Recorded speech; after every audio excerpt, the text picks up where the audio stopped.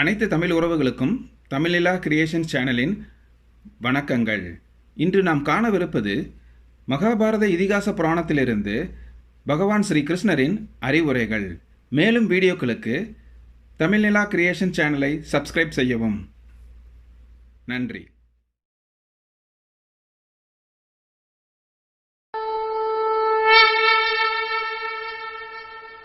ஆசை, இச்சை, விருப்பம், பேரவா இவை அனைத்தும் மனிதனை வேரோடு சாய்க்க வல்லவை, சக்தி வாய்ந்தவை. மனித வாழ்வில் அடங்கியது யாதென எவரேனும் வினவினால் அதற்கான தம் விடை யாது? சற்றே சிந்தியுங்கள்.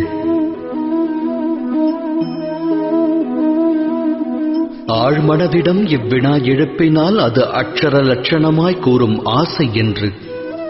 ஆசை யாரை விடும்?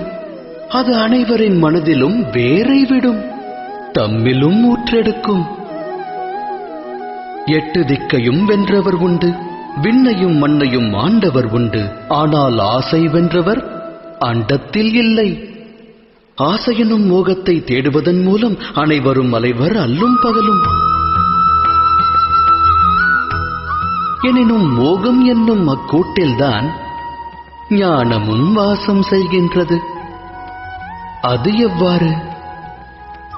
துளிர்விடும் மானிட ஆசைகளுக்கு பக்குவம் அளிக்க ஞானம் என்னும் ஒளிக்கீற்றானது மானிடனது இதயத்திற்குள் பிரவேசிக்கின்றது. இது மானிட ஆசைகளை எடுத்துரைக்கும் கதையல்ல. இச்சை கொண்ட மனதால் ஒருவர் வாழ்வில் உயர்வு தாழ்வு அடைந்த கதையும் அல்ல. இக்கதையானது இச்சை என்னும் கர்ப்பத்திலிருந்து உதித்தெழுந்த ஞானக் கதை. எனது நாமம் வாசுதேவ கிருஷ்ணன். நான் செல்லவிருக்கும் யாத்திரைக்கு தம்மையும் அழைக்கிறேன். இந்த யாத்திரையில் வாழ்வின் மர்மத்தையும் மனித தர்மத்தையும் அறிவீர்கள். சேற்று நிலை உதித்தாலும் செந்தாமரையாகும் கர்மம் அறிவீர்கள். இந்த யாத்திரையின் பெயர் மகாபாரதம்.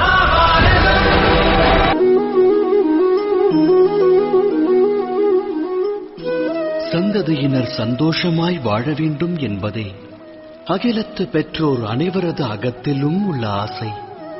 தம்மால் இவ்வுலகில் பிறந்த அவர்கள் அவரவர் கர்ம வினைப்படி எதிர்காலத்தை வரவேற்று எதிர்கொள்கின்றனர். வருங்காலம் நல்முறையில் அமைய வரும் ஒரு காலம் என வேண்டாதாரும் உண்டா? எனினும் சுகம் மற்றும் பாதுகாப்பு இவ்விரண்டும் அகிலத்தாரின் கர்மாவோடு தொடர்புடையதல்லவா?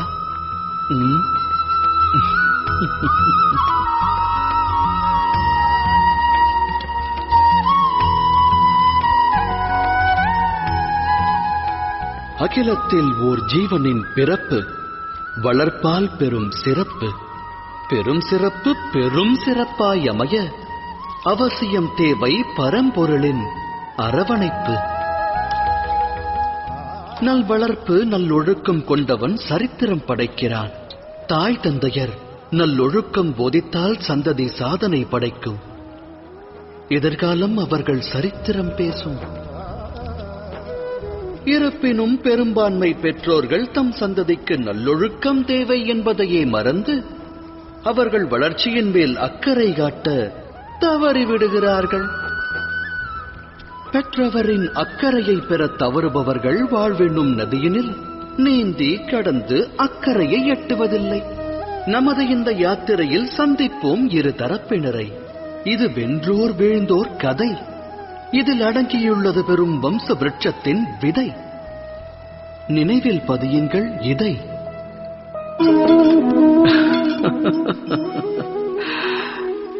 நிகழும் வாழ்வின் நிகழ்வு சிலரின் சிந்தனைகளை இதுபோல் சிதைத்து விடலாம். சிதைந்த சிந்தனை சிலரின் மனதில் வன்மத்தை விதைத்து விடலாம். ஆனால் எதிர்காலம் மனிதனின் சிதைந்த சிந்தனைக்கு வழிவகுக்குமா? நடவாது. ஒருவன் உயர்ந்த ஓர் மலை சிகரத்தின் அடியில் நின்று அதன் உச்சியை அடைய முடியும் என்று நினைப்பதால் மட்டும் அவன் மன எண்ணம் நிறைவேறுமா? இயலாது. முயற்சி வேண்டும். மலையின் சிகரத்தை அடைய முயற்சிக்கையில் தடைகள் உருவாகலாம். உருவாகும் தடைகளை உடைத்தெறிய தன் சக்தியையும் யுக்தியையும் பயன்படுத்தி உச்சியை அடைய வேண்டும். சூழலுக்கேற்ப வாழ பழக வேண்டும். வன்மம் அவன் மனதில் விருட்சமாக எழுந்தால் லட்சியத்தை எட்ட நிச்சயம் முடியாது. இறைவனை மனதில் நிறுத்தி எதையும் தொடங்க வேண்டும். இது அனைவரின் வாழ்விற்குமான அறிவுரை அல்லவா?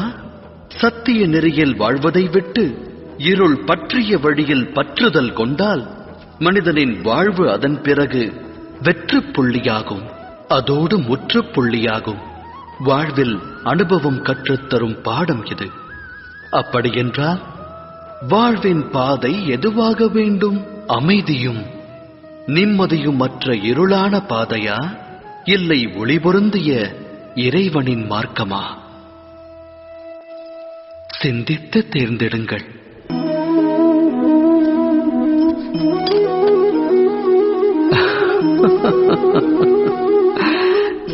எதிர்காலத்திற்கான மறுபெயரே போராட்டம். இன்று மனதில் தோன்றும் ஆசை நிறைவேறவில்லை என்றால் இதயம் அது எப்போது கிடைக்கும் என்று போராடும். கனவு என்று நனவாகும் என்று மனம் சதுராடத் துவங்கும். எனினும் வாழ்வானது எதிர்காலத்திற்கும் உரியதல்ல, இறந்த காலத்திற்கும் சொந்தமல்ல. வாழ்வென்பது வாழும் நேரத்திற்கே சொந்தம். அதாவது நிகழ்காலத்தின் அனுபவம்தான் வாழ்வின் அனுபவம். மனித இனம் இதை அறிந்திருந்தும் சத்தியத்தை ஏற்க மனம் மறுக்கிறது. ஒன்று முடிந்தவை பற்றி எண்ணி மனிதன் மனம் நோகிறான். இல்லை, இனி நடக்கவிருக்கும் எதிர்காலம் குறித்தெண்ணி மனம் வேகிறான். இறுதியில் வாழ்வை தொலைக்கிறான். ஒன்றை உணர்ந்தால் நன்மை விளையும். நடக்கவிருப்பதை கணிக்க இயலாது. நடக்கப் போவதை உருவாக்கவும் முடியாது. நடப்பதனைத்தும் இனிமையானதென்று மகிழ்ச்சி கொண்ட மனதோடு வாழ்ந்து வருங்காலத்தை எதிர்கொள்ளலாம். நிகழ்வது முன்னரே நமக்கு தெரிந்தால் பின் வாழ்வில் சுவாரஸ்யம் ஏது? சிந்தித்து செயலாற்றுங்கள். பழிவாங்கும் உணர்வு இவை விளையும் இன்னல்களுக்கு அஸ்திவாரமாகும். தாய் தந்தையர் சந்ததியர் வாழ்வில் சந்தோஷம் சங்கமிக்க எண்ணுவர். ஆனால் சந்ததியர் வாழ்வு ஈன்றோர் கர்மத்தை அடிப்படையாக கொண்டது. அமிர்தத்தை வழங்க எண்ணலாம். அடிப்படை விதி தவறினால் அது ஆலகால விஷமாகும். தம் சந்ததியர் வாழ்வை தாம் எவ்வாறு உருவாக்கப் போகின்றீர்கள்? சந்ததியருக்கு ஆஸ்தியையும் அந்தஸ்தையும் ஞானத்தையும் வழங்கியிருப்பீர்கள். ஆனால் நல்லவை கெட்டவைகளை பகுத்தறியும் அறிவையும் புகட்டியுள்ளீர்களா? அவ்வறிவல்லவா சந்ததியின் கர்மத்திற்கு அடிப்படை. மானிடர் மானிடரோடும், சமுதாயம் சமுதாயத்தோடும், ராஜ்யம் ராஜ்யத்தோடும் போரிடுகிறது. இவை முன்னோர் வினைப்பயன் அல்லவா?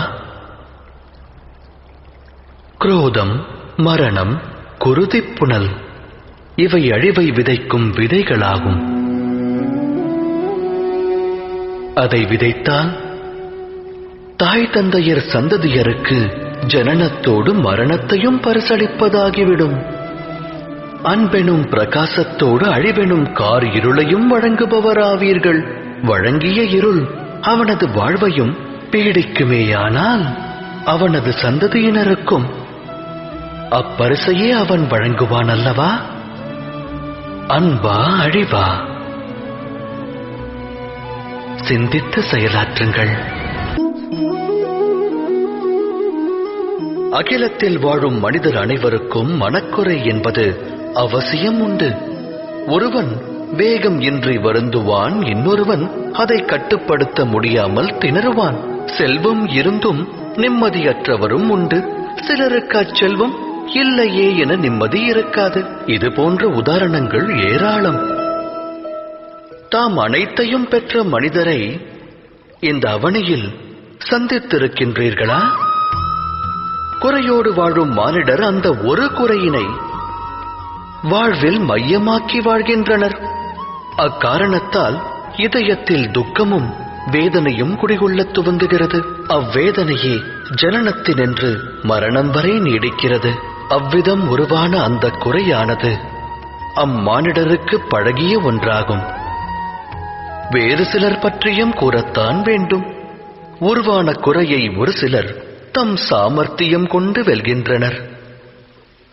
அவர்களுக்கும் ஏனையோருக்கும் என்ன வேறுபாடு? தாம் இது குறித்து சிந்தித்ததுண்டா? இதற்கான விடை மிக எளிது.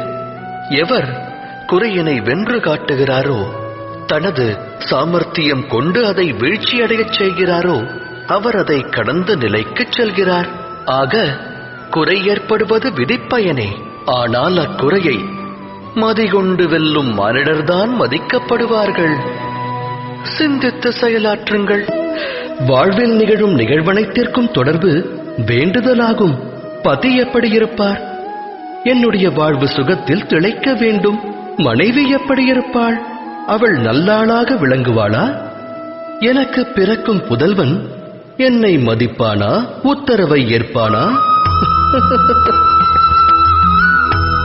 மனித மனம் தனது வேண்டுதல் அனைத்தும் நிறைவேற்றுபவரிடத்தில் பரிபூரண மோகம் கொள்கிறது.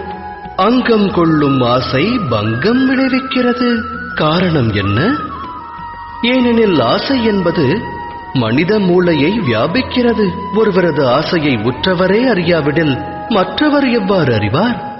நிறைவேறும் என்று கனவு கண்ட ஆசை நனவாகாமல் போனால் ஆசை கொண்ட மனம் நிராசை அடைகிறது. நிராசையடைந்த அம்மனதில் போராட்டம் பிறக்கிறது. அழிவிற்கான ஆரம்பம் அந்த போராட்டத்திலிருந்து துவங்குகிறது. ஆனால் மனிதர் தம் மனதில் பேராசை என்னும் விதையை விதைக்காமல் அன்பினை விதைத்தால் அகண்ட அகிலமே நன்மையை பெறும். நன்மையை பெறும் அகிலத்தில் நலமோடு மானிடர்கள் வாழ்வார்கள் அல்லவா? விதைப்பது எதுவென்று ஆலோசியுங்கள்.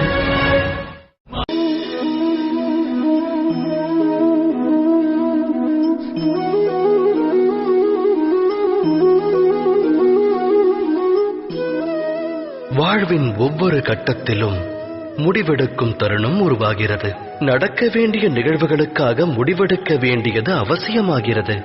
அந்த முடிவும் தன்னுடைய தன்மையை வெளிப்படுத்துகிறது. மானிடர் தம் வாழ்வில் எடுக்கும் முடிவு இரண்டு விளைவுகளை விளைவிக்கும். நன்மையையும் உருவாக்கும், அது தீமையையும் வாரி வழங்கும். அது வேறொருக்கும் சக்தி படைத்தது. இன்னல் ஒன்று தோன்றுகையில் மனமானது சஞ்சலம் அடைகிறது. வேதனை மனதை வியாபிக்கிறது. முடிவெடுக்க வேண்டிய தருணம் யுத்தமாகிறது. மனித மனமானது யுத்த பூமியாய் மாறுகிறது. இக்கட்டான சூழலை போக்கும் உபாயத்தை மானிடர் தேடுவதில்லை. மனதினை சாந்தப்படுத்துவதற்கே அவர்கள் முயல்கின்றனர். ஆனால் ஓடிக்கொண்டே உணவருந்த இயலுமா என்ன? இயலாது. யுத்த களமாய் மாறிய மனிதனின் மனதால் சுத்த முடிவை எடுக்க இயலுமா? ஒருவன் தன்னுடைய வருங்கால முடிவை அமைதியான மனதோடு எடுத்தால் வரும் காலம் சிறப்பாகிறது. அதே சமயம் மனதை அமைதியடையச் செய்ய வருங்கால முடிவை ஒருவன் எடுத்தால் அவன் வருங்காலம் புதிராய் மாறி முட்கள் நிறைந்த விருட்சமாகிறது. தாம் எடுக்க உள்ள முடிவு எது?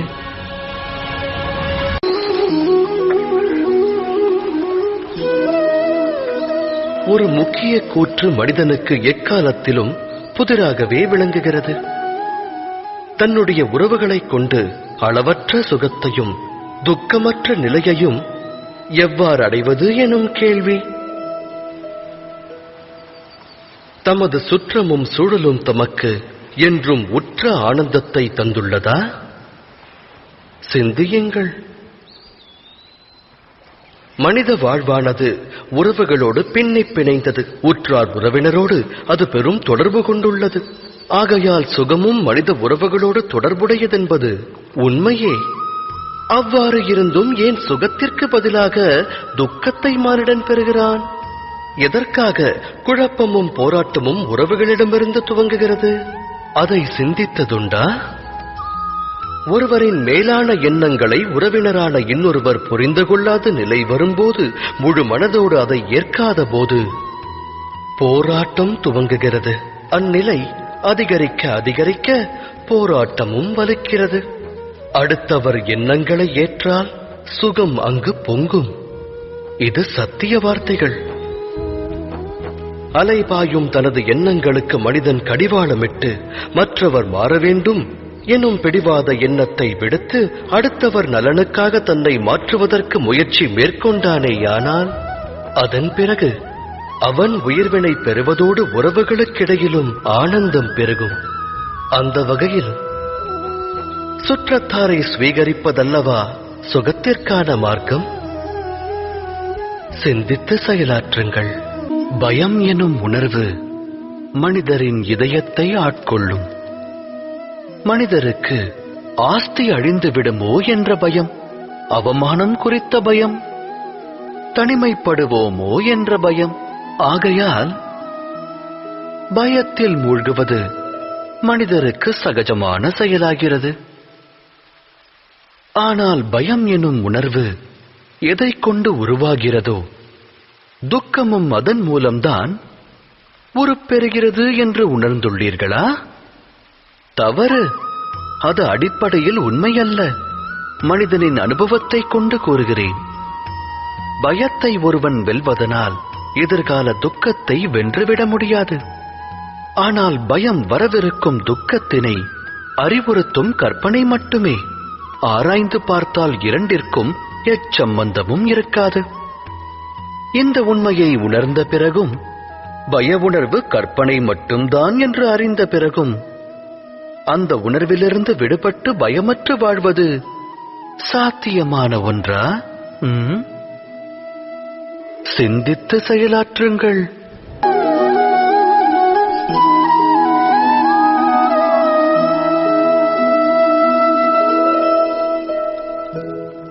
நிகழும் நிகழ்வானது ஒருவருக்கு அநியாயமாக தோன்றினால் அது அம்மனிதரின் மனதை பெருமளவு பாதிக்கும். அகிலமே அம்மனிதருக்கு ஜென்ம விரோதியாக தோன்றும். அநியாயத்தின் பாதிப்பு எந்த அளவு பெருகுகிறதோ, ஒரு மனிதருடைய மனமும் அதே அளவு விரோதம் கொள்கிறது. நடந்த கொடும் நிகழ்விற்கு மனமானது நியாயம் வேண்டும். அவ்வேண்டுதல் தவறில்லை. அகிலத்தில் நிகழும் அநியாயங்கள் அனைத்திற்கும் பலனானது கிடைக்க வேண்டும், நியாயமானது பிறக்க வேண்டும். ஆனால் நியாயம் என்பதன் பொருள் என்ன? நியாயத்தின் அர்த்தம் என்ன? அநியாயம் செய்பவன் மனதில் இரக்கம் பிறக்க வேண்டும். அதை அனுபவிப்பவன் நடவடிக்கை அநியாயத்தின் பிரதிபலிப்பாய் மாறாதிருக்க வேண்டும். இதனால் நியாயம் விளையுமா? இரக்கத்தை இதயத்தில் இருத்தாதவன் நியாயத்தை விடுத்து பழிவாங்கும் உணர்விற்கு தலை வணங்குகிறான். வினையை கொண்டு வினையை விதைத்து வினையை அறுக்க முனைகிறான். அநீதி என்னும் மார்க்கத்தில் சென்று அநீதி கொண்டே நீதி வழங்கத் துடிக்கிறான். நியாயம் வழங்க புறப்படுபவன் விதிப்பயனால் அநியாயம் இழைக்கத் துவங்குகிறான். அநியாய கடலில் மூழ்குகிறான். நியாயம் பழிவாங்கும் உணர்விற்கிடையே சிறு வித்தியாசமே உள்ளது. அந்த வித்தியாசத்தின் பெயரே தர்மம். உண்மைதானே? சிந்தித்து செயலாற்றுங்கள். மனமொத்து வாழ முயற்சி மேற்கொள்ளும் அக்கணம் அம்மனங்களுக்கிடையில் ஏற்படும் பரஸ்பரம். அப்பரஸ்பரம் பற்றி நாம் ஆராய்ந்தோமேயானால் அதன் அடிப்படை தத்துவம் விளங்கும். மனமானது மற்றோருக்கு வகுத்திருக்கும் ஒரு எல்லையை, விதித்த எல்லையை ஒருவேளை மற்றோர் கடக்க முற்பட்டால் அக்கணமே அவ்விடம் குரோதமானது உருவாகிவிடும். அந்த எல்லையின் பொருள் என்னவென்று தாம் சிந்தித்திருக்கிறீர்களா? ஒரு எல்லையை வகுத்து மற்றோரை நாம் முடிவெடுக்க அனுமதிப்பதில்லை. நம் முடிவை அவர்கள் ஏற்க வேண்டும் என்கிறோம். அதன் அர்த்தம் ஜகத்தில் அடுத்தவருக்கு எவரும் சுதந்திரம் தருவதில்லை. ஒரு மனதின் சுதந்திரத்தை பறித்தால் அவ்விடம் விளைவது என்ன? குரோதம், வேதனை அல்லவா? வகுக்கப்பட்ட எல்லை உடைக்கப்படும் போது வகுத்தவரின் மனமும் குரோதம் கொள்கிறது. நான் கூறுவது உண்மைதானே? ஒருவேளை மற்றொரு சுதந்திரத்திற்கு மரியாதை அளிக்கப்பட்டால் அதன் பிறகு எல்லை என்ற ஒன்றை வகுக்க வேண்டும் என்ற நிலை வராது. அவ்வாறு ஒரு நிலை உருவாக வேண்டுமெனில் மற்றோர் துன்பத்தை அனைவரும் உற்றார் துன்பமாக எண்ண வேண்டும். உதவி செய்யும் பாங்கை கொள்ள வேண்டும். சிந்தித்து செயலாற்றுங்கள்.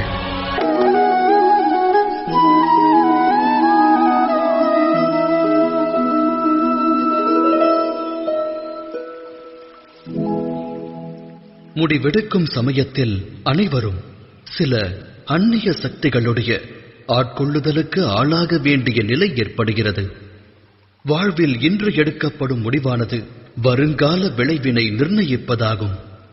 அப்படியென்றால் நம்முடைய வருங்காலம் பிற சக்திகளின் தாக்கத்தால், மற்றவரின் விருப்பத்தால் அமைய வேண்டுமா? நம்முடைய பரிபூரண வாழ்வும் மற்றவரால் வழிநடத்தப்படுமாயின் வாழ்வின் விளைவு என்னாகும்? பரந்த உலகத்தில் ஒவ்வொருவருக்கென்று தனித்துவமான ஒவ்வொரு விருப்பம் இருக்கும்.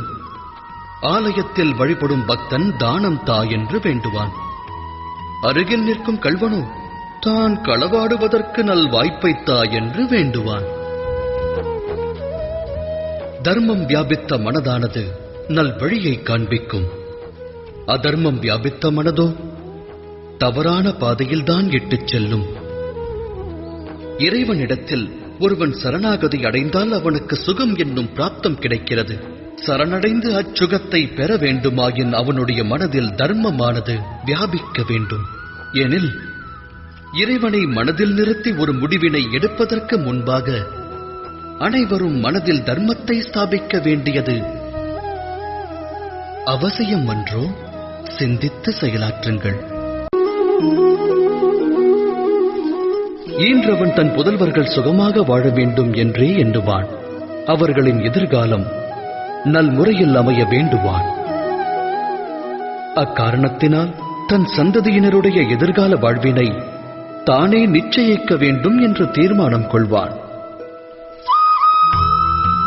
தந்தை எந்த பாதையை கடந்து வந்தானோ, எந்த பாதையில் கரடுமுரடான கற்களை கண்டானோ, தான் விழுந்தெழுந்து நடந்து வந்த மார்க்கம் எதுவோ அந்த மார்க்கத்தில் தான் மகனும் நடக்க வேண்டும் என்று வாரிசை ஈன்ற தந்தை எண்ணுவான்.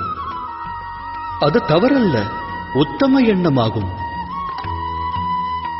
எனினும் 3 விஷயங்களை குறித்து சிந்திப்பதற்கு அனைவரும் மறந்து விடுகின்றனர். அவை யாவை? முதலாவது, மார்க்கம் என்பது காலத்திற்கேற்ப மாறாதா?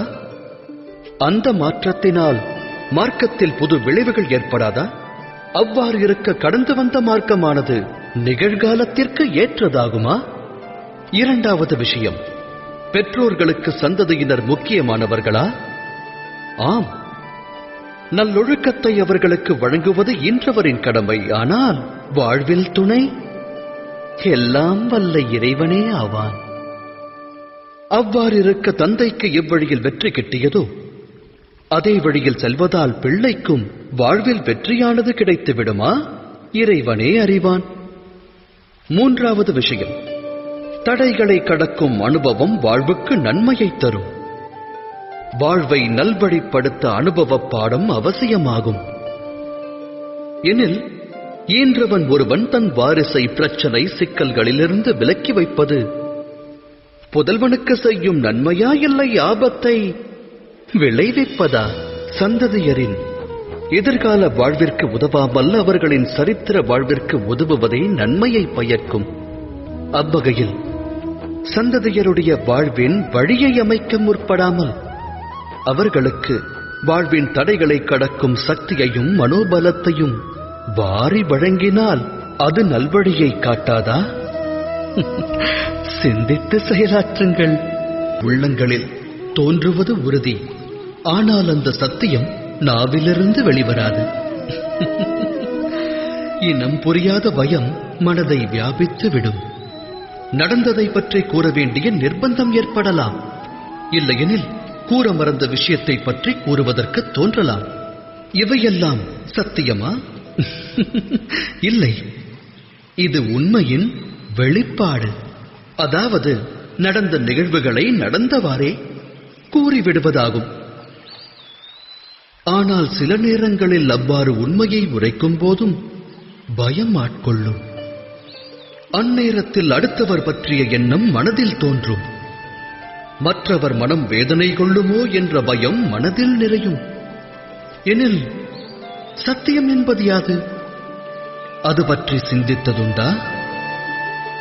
மனதை பயம் ஆட்கொண்ட போதும் உள்ளதை உள்ளபடி கூறுபவர் சத்தியத்தை உரைப்பவராவர்.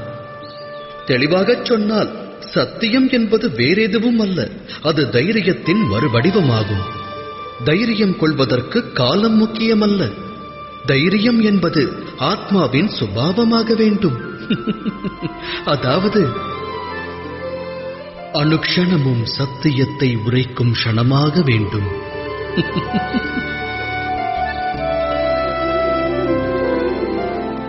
சிந்தித்து செயலாற்றுங்கள்.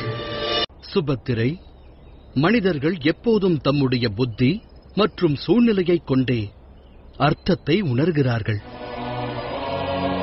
மழை பொழிவை கண்டு மயில் நடனமாடும் சாதக பட்சிகளோ வேதனை கொள்ளும். கூறும் வார்த்தையின் உண்மையான அர்த்தத்தை புத்திமான் ஒருவனே சரியாக புரிந்து கொள்கிறார்.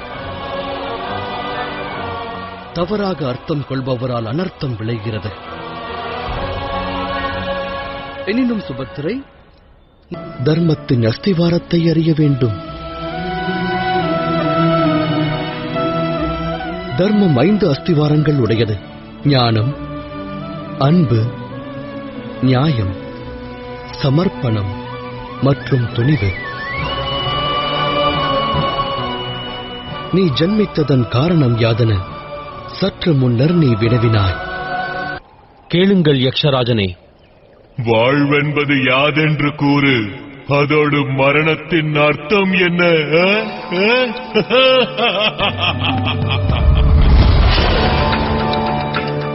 இது பற்றி ரிக்வேதம் கூறுகிறது: சமாஸ்ததகரே சம்ரப் ததாதி மன்சோ ரேதஹ பிரதம்யதாசித்.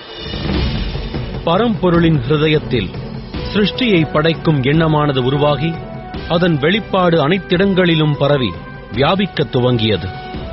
பரம்பொருள் தன் விருப்பப்படி சிருஷ்டியை உருவாக்கினார். 3 உலகங்கள், 3 குணங்கள் முக்காலம் பிறந்தன. மேலும் அவர் ஹிருதயத்தில் அநேக உயிரினங்களின் எண்ணமானது தோன்றியது. புலப்படும் அனைத்தும் பரம்பொருளின் வடிவமாகும் யக்ஷராஜனே. அதாவது பரமாத்மாவே ஜீவன். இந்த உண்மை ஒருவனுக்கு விளங்கினால் மற்றவர் மீது குரோதத்தை அவன் வெளிப்படுத்த மாட்டான். தர்மத்தின் வழி நடந்து அவன் நியாயத்தை தனதாக்கி வாழ்வான். இதுவே வாழ்வின் அர்த்தம். எனில் மரணத்தின் அர்த்தம் என்ன யுதிஷ்டா? பதில் கூறு.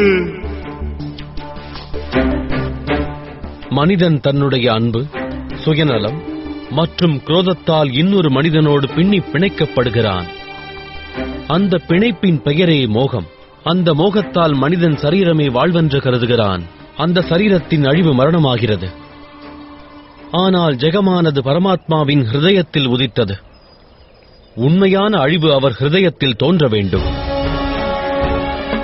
அழிவை ஏற்படுத்தும் உணர்வுகளான விரோதம், குரோதம் போன்ற உணர்வுகள் மனதில் தோன்றாமல் இருந்தால் அகிலத்தில் அனைவரும் தர்மத்தின் வழியில் வாழும் நிலையானது உருவாகும். அமைதியானது எங்கும் பூத்துக் குலுங்கத் துவங்கும். மரணம் என்று நாம் கூறுகின்ற கூற்று இரு மனிதர்களுக்கு இடையே உருவாகும் இடைவெளி. பரம்பொருள் ஹிருதயத்தில் எதற்கும் அழிவில்லை என்பது உண்மையானால் மரணம் என்பதன் பொருள் அர்த்தமற்றது. யக்ஷராஜனே, பரம்பொருளே இந்த ஜெகம், இந்த ஜெகமே ஜீவன். மரணம் என்பது பிரமை, அது ஒரு மாயை.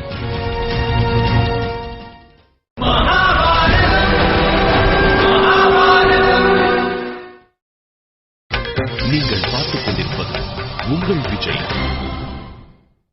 மரணம் என்பது பிரமை, அது ஒரு மாயை. அற்புதம் மகனே யுதிஷ்டா, உன்னிடம் கேட்கப்பட்ட கேள்விக்கு நீ சரியான பதிலளித்தாய். ஆகையினால் நான் உனக்கு அளித்த வாக்கின்படி உன்னுடைய 4 தம்பியரில் ஒருவனுக்கு உயிர் பிச்சை அளிக்கிறேன். ஒருவனுக்கு வெற்றி அல்லது தோல்வி, இரண்டில் ஒன்று நிச்சயம். ஆனால் நான் நடத்துவது லீலை அல்லவா? லீலையின் அர்த்தத்தை தாம் அறிவீர்களா? அந்த நிலையில் வெற்றியின் மோகம் இருக்காது, தோல்வியின் பயமும் வியாபிக்காது. வாழ்வில் ஆனந்தம் ஒன்றைத் தவிர வேறு எதுவும் இருக்காது. என்னிடம் பொய்யுரைக்காதே கிருஷ்ணா. நீ இதுவரை பாண்டவர் வெற்றி பெற வேண்டும் என்று மோகம் கொண்டதில்லை. இல்லை, எள்ளளவும் இல்லை. ஒரு பாத்திரத்தில் உணவிற்கான தானியம் நிரப்பப்படும் வேளையில் தானியங்கள் அதில் விழத் துவங்கும். ஒவ்வொரு தானியமும் அதற்கான ஸ்தானத்தில் நிலைக்கும். அந்த பாத்திரத்தில் எந்த தானியமானது மேல் உள்ளது, எது கீழ் உள்ளது என்ற பேதமானது தானியத்தில் இருக்காது.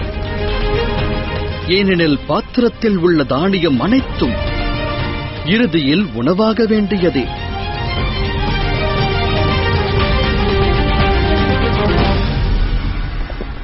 அகிலத்தில் வாழும் ஜீவராசிகளும் அவ்வாறே. மனிதர் என்னும் தானியங்கள் அவரவர் ஸ்தானத்தில் நிலைக்கின்றன.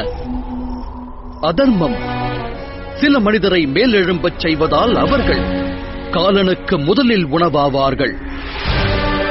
தர்மம் சில மனிதரை ரட்சிப்பதால் அவர்கள் காலனுக்கு பிறகு உணவாவார்கள். ஆனால் அனைவரும் காலனுக்கு உணவாக வேண்டியவர்களே. அடங்கியிருக்கும் மகத்துவம் 2. எப்போது, எவ்வாறு என்பது. தாம் தமது அற்புத லீலைகளைக் கொண்டு மனிதரில் மாற்றங்களை ஏற்படுத்தி இருக்கலாம், தர்ம மார்க்கத்தை புலப்படுத்தி இருக்கலாம். என்னுடைய லீலை கொண்டு மனிதரின் ஆத்மாவில் மாற்றத்தை ஏற்படுத்த இயலாது. ஆத்மா பரமாத்மாவின் அங்கமாகும். ஒவ்வொருவரின் ஆத்மாவும் சுதந்திர உணர்வு கொண்டது. தேர்ந்தெடுப்பது தர்மத்தின் வழியையா அதர்மத்தின் வழியையா என்பதை அந்த ஆத்மாவை தீர்மானிக்க வேண்டும். தேர்ந்தெடுக்கும் அந்த முடிவினை எந்த லீலையாலும் மாற்ற இயலாது. இதில் ஆச்சரியம் ஒன்றுண்டு சகி. மனிதன் சுதந்திரமானவன், ஆனால் அவன் தன் அறிவை கொண்டு சிந்திப்பதில்லை. அவன் தர்மத்தை பற்றியோ அதர்மத்தை பற்றியோ எண்ணுவதில்லை. அவன் செய்வதெல்லாம் ஒன்றே. தன்னை விட அதிக சக்தியை கொண்டவனுடைய உயர்ந்த ஸ்தானத்தில் வீற்றிருப்பவனுடைய வழியில் நடக்கத் துவங்குவது, எண்ணிப் பாராமல் போற்றுவது. இது தந்தை மகனுக்கிடையில் நடக்கிறது.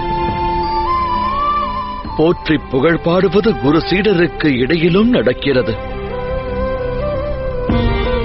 அரசனின் புகழை பிரஜைகளும் பாடுகின்றனர்.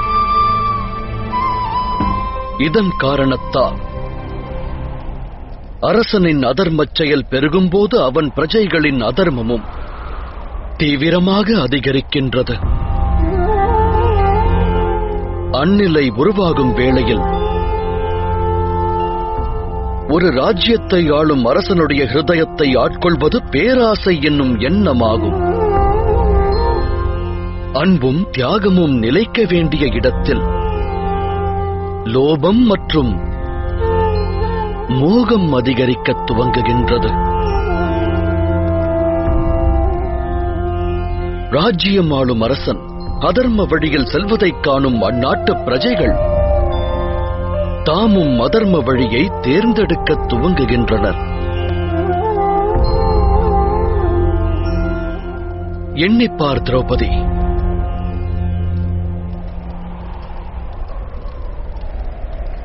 மகதம், சேத், தாருஷ், குரு, காந்தாரம், பாஞ்சாலம், திரிகர்த்தம், சேதி, ஷெவி, விதர்ப்பம் போன்ற பெரும் ராஜ்யங்களில் எந்த ஒரு அரசனாவது இன்று தர்ம வழிதனில் நடக்கின்றானா?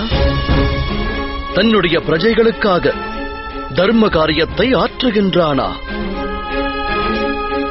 ஒருவர் கூட இல்லையே.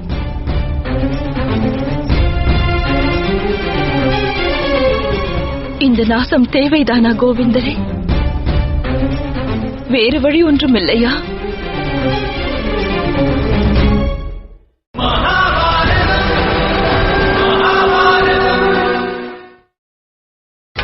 நீங்கள் பார்த்துக் கொண்டிருப்பது உங்கள் விஜய். இந்த நாசம் தேவைதானா கோவிந்தரே? வேறு வழி ஒன்றும் இல்லையா? இல்லை சகி, அதை எண்ணியே வேதனையுறுகிறேன். புளித்த பழங்களை ஒரு விருட்சம் நல்கினால் அதை வேரோடு சாய்த்து வேறொரு நல் விருட்சக் கன்றை அங்கு நட வேண்டியது அவசியம். புளித்த பழங்களை நல்கிய விருட்சத்தை அனைவரும் பேணிக் காப்பதாலோ உயர உயர வளர்ப்பதாலோ பழம் இனிக்கப் போவதில்லை. அதுபோல இன்று இந்த அகிலத்தில் தலைவிரித்தாடிய அதர்மம் வேரோடு சாய்க்கப்பட்டு தர்மம் ஸ்தாபிக்கப்பட வேண்டியது அவசியமானது. இனிவரும் காலத்தை நல்வழிப்படுத்த உருவாக்கப்பட்ட தவறான வழியை அழிக்க வேண்டியது அவசியமானது.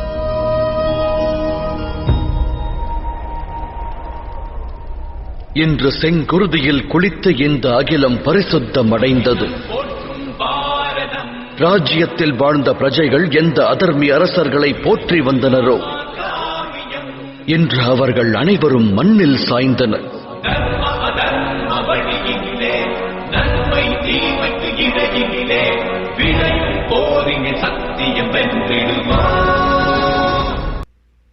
அனைத்து தமிழ் உறவுகளுக்கும் தமிழிலா கிரியேஷன்ஸ் சேனலின் வணக்கங்கள்.